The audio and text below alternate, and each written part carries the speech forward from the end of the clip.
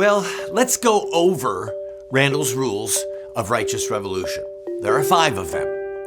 And these rules have been used throughout American history and brought the end of certain ills, evils, and brought a complete paradigm shift, literally a social revolution, an upending of the status quo, and replace it with something completely different. So those rules are, you ready? Radical rhetoric. Incendiary images. Number 3, aggressive actions. Number 4, serious sacrifice. And number 5, verifiable victory. Those are the 5 rules. I'm going to go over them. And we're going to show how if abortion in America is going to be made illegal, we have to use these tools, these political weapons, if you will. Look back at the Stamp Act in the 1760s, the Boston Tea Party, the American Revolution, the abolition of slavery, women's voting rights, the end of child labor, the end of segregation.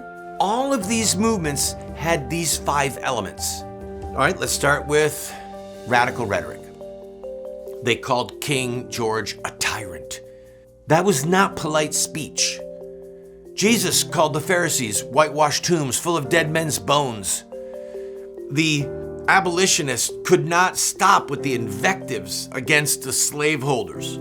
Women in the women's voting rights movement said that men were tyrants. They actually took the Declaration of Independence and took out the references to England and put in references to men. So we see radical rhetoric, jarring rhetoric, rhetoric that made people angry. That was a part of each of these movements. All right, then incendiary images. Think of the dogs in the water cannons in the civil rights movement.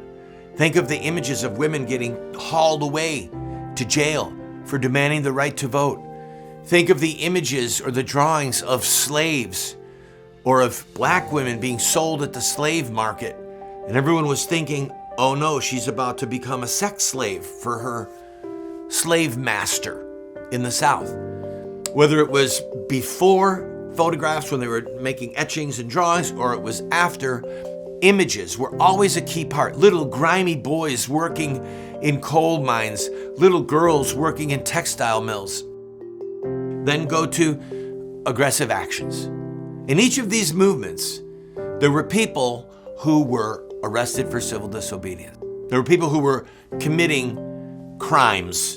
Boston Tea Party, you remember the story, they dressed up like Indians and then they destroyed what would be the equivalent today of about $1.3 million worth of tea. Aggressive actions, sitting at the lunch counter, the marches on the bridges, women getting arrested for trying to vote, the abolitionists risking their freedom to sneak slaves to freedom in the North or into Canada. And then the next was serious sacrifice. We are not going to end the killing of children if we're doing it from our computer or from our couch. Our computers are valuable right now. We know that for spreading the message, but there's got to be in the street action. We've got to be willing to pay a price. It might be the loss of reputation. It might be the loss of comfort. Some of us have been to jail, been arrested. Maybe more of us are going to be for small civil disobedience actions where you're arrested and maybe you spend a couple hours in jail or a couple days, but it's still a serious sacrifice. What are we willing to sacrifice? What are you willing to sacrifice to bring the killing of babies to an end? And then the 5th was verifiable victory. There are people who want to say, well, we had victory. Look, you know what victory looked like with women's voting rights because all women can vote. No slaves can be owned. No children are dying in coal mines. Child labor is illegal. Segregation was defeated. The Jim Crow laws had their backs broken. You can eat lunch anywhere you want. It's verifiable victory, total political, legal victory. And that, my friend, is our mission.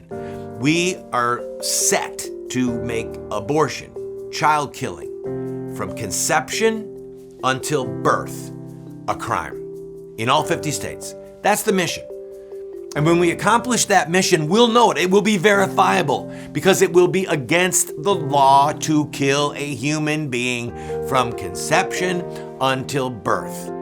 look at the other social revolutions, look at the 5 rules, and then think, how do we apply these to ending the killing of human beings by abortion?